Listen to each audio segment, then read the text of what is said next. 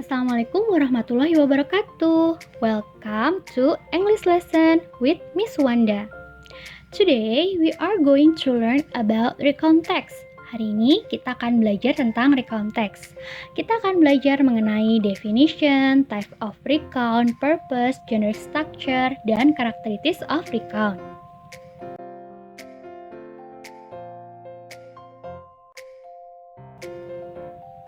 But before we start our lesson, please remember how to learn with this video. Bagaimana belajar melalui video ini? Yang pertama, watch the video until the end. Tonton video ini sampai habis ya. Lalu yang kedua, note the important things. Catat setiap hal yang penting agar kalian lebih mudah untuk mengingatnya kembali. Dan yang ketiga, do the exercise. Kerjakan latihan tugasnya. Kalau sudah, let's start our video.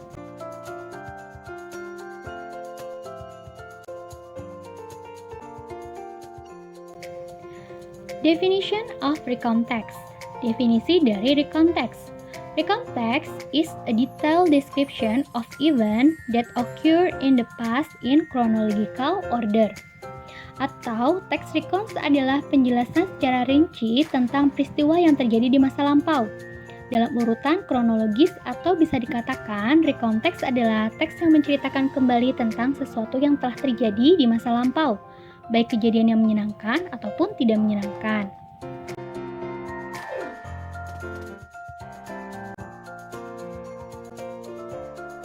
Ada beberapa tipe dari recontext. Yang pertama adalah personal recount. Personal recount is text which tells about personal experience about the writer in the past. Teks yang menceritakan tentang pengalaman pribadi si penulis. Yang kedua adalah factual recount text. Text that present the report of event that actually happened. Teks yang menyajikan sebuah laporan peristiwa yang benar-benar terjadi. Yang ketiga, biographical recount text. Text that tells the story of a person's life in the form of biography. Teks yang menceritakan kisah hidup seseorang dalam bentuk biografi. Dan yang terakhir adalah imaginative text. Text that tells about imaginative story based on event that have happened. Teks yang menceritakan tentang kejadian imajinatif yang telah terjadi.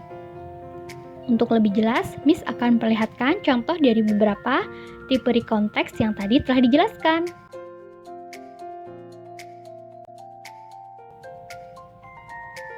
Yang pertama, contoh dari personal recount itu adalah kegiatan liburan, seperti vacation in Bali atau trip to the zoo, atau mungkin pengalaman pribadi lainnya, seperti memasak bersama, menonton film di bioskop. Yang kedua adalah factual recount text. Teks yang menceritakan tentang kejadian yang benar-benar terjadi di masa lampau, seperti cerita musibah kebanjiran yang kemarin sempat kita alami atau kejadian letusan gunung berapi. Itu contoh factual recount text.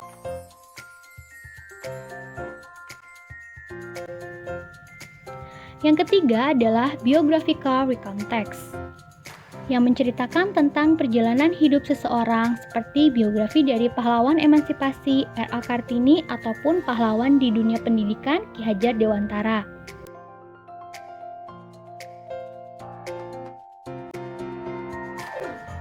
Dan yang terakhir adalah imaginative recount text, yaitu teks yang menyajikan cerita imajinatif berdasarkan kejadian yang telah terjadi. Misalnya, kalian mimpi dan kalian menceritakan kembali mimpi kalian itu.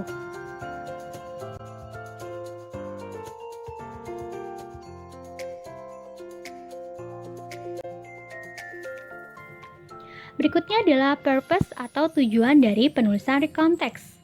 Ketika di dalam soal muncul pertanyaan seperti why is the text written? The text is written for. What is the purpose? What is the social function? Kata-kata yang telah ditebalkan adalah kata kunci. Berarti soal di sini itu menanyakan tentang purpose atau tujuan dari recontext. Nah, purpose atau goals atau mungkin tujuan yang pertama itu adalah to share unique or unusual experience. Untuk membagikan cerita maupun pengalaman yang unik dan tidak biasa.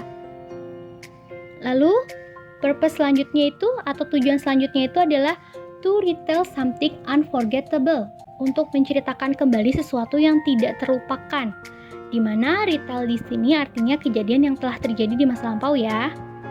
Selanjutnya adalah to give information about an incident, untuk memberikan informasi mengenai kejadian sesuatu. Yang terakhir, to make the reader learn something, untuk membuat pembaca belajar sesuatu.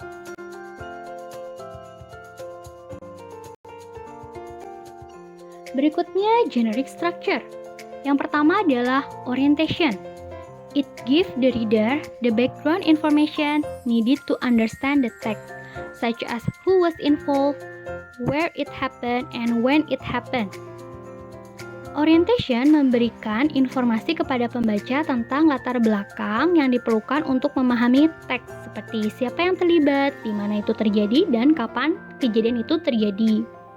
Yang kedua adalah event. Event, a series of events, ordered in chronological sequence. Event ialah serangkaian peristiwa yang diurutkan dalam urutan kronologi. Yang ketiga adalah reorientation. Reorientation is a personal comment about the event or what happened in the end. Atau reorientation adalah komentar pribadi tentang kejadian atau apa yang terjadi di akhir.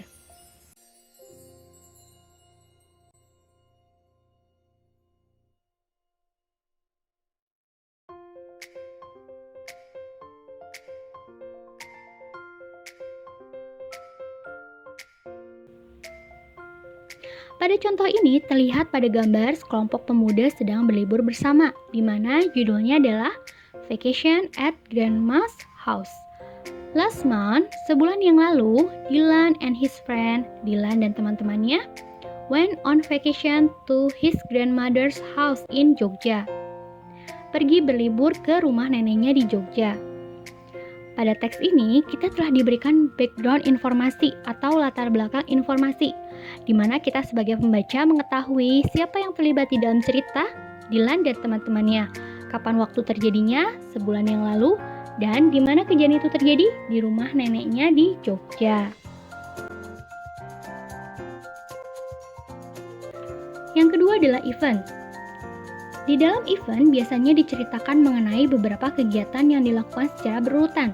Misalnya, dari cerita si Dylan, kita bisa tahu mereka menghabiskan waktu liburannya dengan berbelanja di supermarket, head shop at supermarket, bermain di kolam renang umum, play in the pool, menghabiskan sore hari di Parangtritis, spend the afternoon in the Parangtritis beach. Jadi di dalam event itu biasanya lebih dari satu kegiatan yang diceritakan oleh penulis. Yang ketiga adalah reorientation, yaitu komentar pribadi tentang kejadian atau apa yang terjadi di akhir cerita. Contohnya, di cerita si Dylan ini, Dylan dan teman-temannya merasa senang dan bahagia menghabiskan liburannya di Jogja, yang dijelaskan dengan kalimat penutup, they were very happy.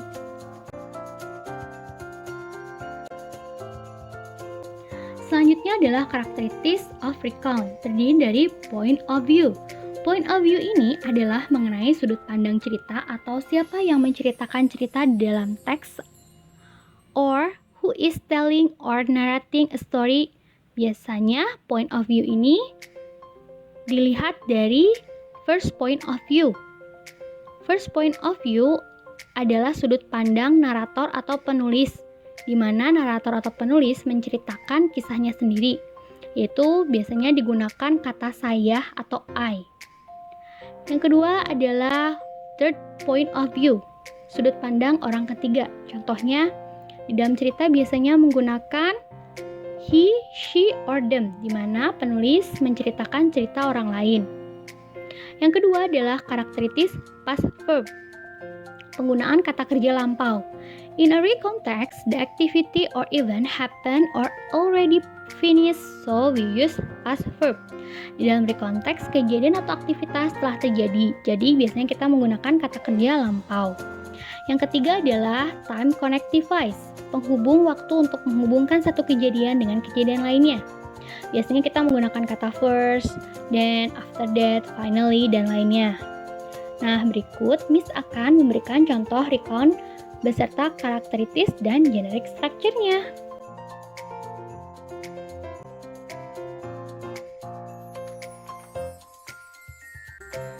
Awan's first day to school.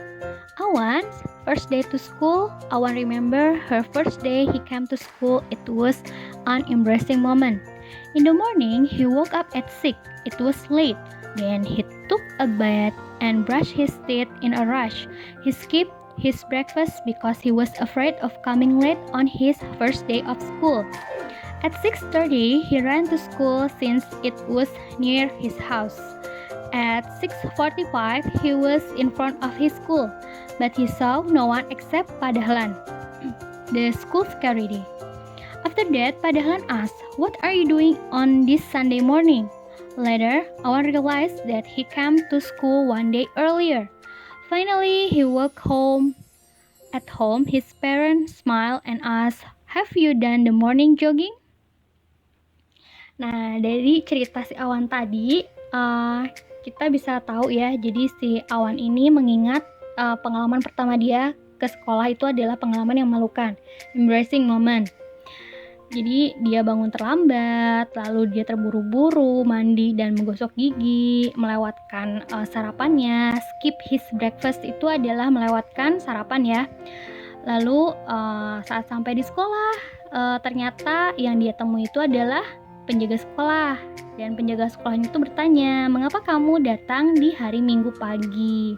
Dan akhirnya Awan menyadari bahwa dia datang ke sekolah lebih awal 1 hari. Akhirnya nih, finally, dia berjalan ke rumah. Di rumahnya, orang tuanya tersenyum dan berkata, "Kamu sudah selesai jogging di pagi harinya?" Kayak gitu ya. Nah, dari cerita ini kita bisa melihat orientation-nya itu di mana? Ya, orientation-nya itu ada di first paragraph, ada di paragraf pertama. Di mana di sini Awan first day to school, Awan remember his first day he came to school. It was an embarrassing moment. Di sini udah diceritain ya. Siapa yang ada di dalam cerita? Awan. Di mana kejadiannya? Di sekolah. Kayak gitu. Nah, lalu event di sini tuh yang tadi setelah Miss contohkan ya, ada beberapa kejadian yang terjadi di dalam event. Nah, kejadian di sini tuh apa di ceritanya? Ya, di sini dari kejadian saat Awan bangun pada pukul 6. Lalu dia menggosok gigi dan mandi secara buru-buru. Lalu kejadian berikutnya dia melewatkan makan pagi. Dan kejadian berikutnya dia sampai di sekolah. Tapi di sekolah dia hanya menemui Pak Dahlan saja. Lalu Pak Dahlan bertanya, sedang apa kamu di minggu pagi? Nah, itu adalah runtutan kejadiannya ya. Dari kejadian pertama bangun pagi sampai kejadian terakhir yaitu Pak Dahlan bertanya kepada Awan dan Awan sadar bahwa dia salah hari kayak gitu. Itu di situ adalah eventnya. Sedangkan orientationnya yaitu tadi apa? Comment of the writer atau komentar atau kesan si penulis ya. Di sini reorientation-nya itu adalah ketika Awan pulang ke rumah, orang tuanya tersenyum dan bertanya, "Kamu sudah selesai joggingnya?" Nah, di sini adalah kalimat penutup di mana kita bisa lihat ya orang tuanya itu kayak mengerjai si Awan kayak gitu. Ini caranya kita membagi struktur umum atau generic structure dari kalimat recontext. Nah, di sini juga Ibu sudah menandai kata-kata yang berwarna biru. Di sini kata yang berwarna biru seperti Awan's, his, he. Nah, di sini artinya adalah point of view. Point of view itu adalah sudut pandang. Sudut pandang di sini yang digunakan apa? Third person atau sudut pandang orang ketiga, karena di sini si penulis tidak menggunakan kata I, tetapi dia menggunakan his, he, dan nama ya Awan. Maka di sini sudut pandangnya adalah orang ketiga. Sedangkan untuk kata yang ditandai warna merah seperti remember, came, woke up, took, brush, skip, was, kayak gitu. Ini adalah past verb atau kata kerja lampau. Kita bisa lihat ya di sini remember pakai ed di belakangnya. Nah, lalu tadi ada woke up. Woke up itu verb kedua dari wake up. Karena ini sudah terjadi maka menggunakan kata kerja lampau. Nah, sedangkan yang kata ditandai warna hijau itu adalah time connection atau kata penghubung dari satu kejadian ke kejadian lainnya. Di sini kan ada nih in the morning. In the morning si Awan bangun jam 6, dia terlambat. Lalu itu kan kejadian yang pertama dihubungkan dengan kejadian kedua ketika Awan harus mandi dan menggosok gigi. Maka dipakailah kata penghubung then. Nah, terus di sini juga ada after that, setelah itu. Setelah si Awan sampai di sekolah dan yang dia temui hanya Pak Dahlan, setelah itu, nah kejadian berikutnya Pak Dahlan bertanya. Lalu later dan finally. Itu adalah point of view, past verb, dan times connective voice. Jadi kalian bisa melihat di sini ya kata.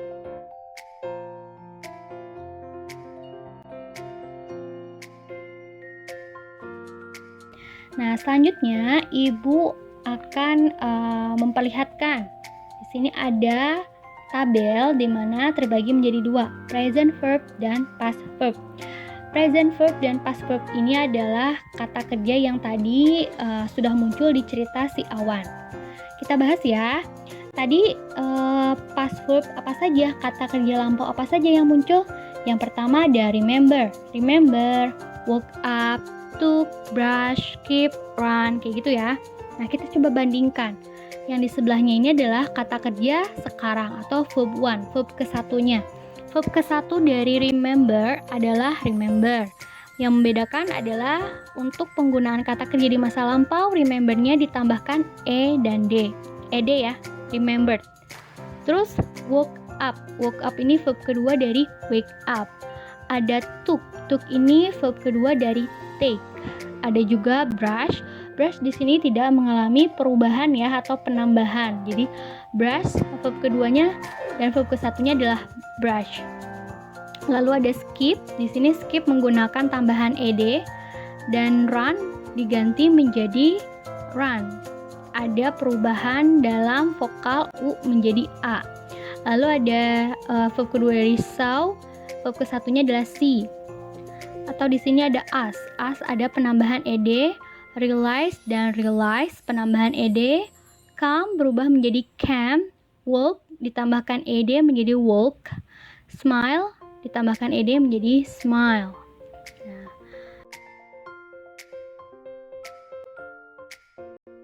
Berikutnya, let's practice. Ayo kita berlatih. Di sini Miss akan berikan tugas kepada kalian untuk buat sebuah text recount. Make a recount text on the topic my favorite holiday. Jadi kalian diminta untuk membuat text recount dengan topik liburan favoritku. Kalau kalian tidak memiliki pengalaman liburan favorit, kalian boleh menuliskan mengenai pengalaman tentang satu hari yang tidak terlupakan bagi kalian atau tentang pengalaman yang berkesan. Nah, kalau sudah, kalian tentukan dulu judulnya, the title of the recount text. Kalau bisa, titlenya itu harus related to the story, harus berhubungan dengan cerita yang akan kalian buat. Kalau sudah, kalian membuat kerangka orientationnya ya. Orientation terdiri dari what, when, who, where, dan why. Nah, what di sini adalah apa yang terjadi di dalam cerita. When-nya itu adalah kapan terjadinya. Who itu adalah siapa yang terlibat di dalam cerita tersebut. Where itu adalah di mana kejadian itu terjadi. Dan why, mengapa kejadian itu terjadi. What, when, who, where, dan why itu adalah apa yang terjadi di dalam orientation. Kalau sudah membuat orientation yang terdiri dari 5 why tadi, kalian akan membuat event. Di dalam event terdiri dari event yang pertama, event kedua, dan event yang ketiga. Jadi di event itu kalian runtutkan atau make a chronological order berdasarkan kronologis urutannya dari kegiatan yang pertama, kedua, ataupun yang ketiga. Kalau sudah membuat event, kalian akan buat reorientation. Reorientation adalah comment about the writer atau komen tentang si penulis, bagaimana dia perasaannya terhadap cerita yang dia ceritakan. How do you feel? Bagaimana perasaan si penulis? Apakah dia merasa senang, sedih, lelah, ataupun malu ya? Nah, itu tadi adalah reorientation. Jadi kalian sebelum buat recontext, kalian tentukan dulu kerangkanya. Selamat mengerjakan.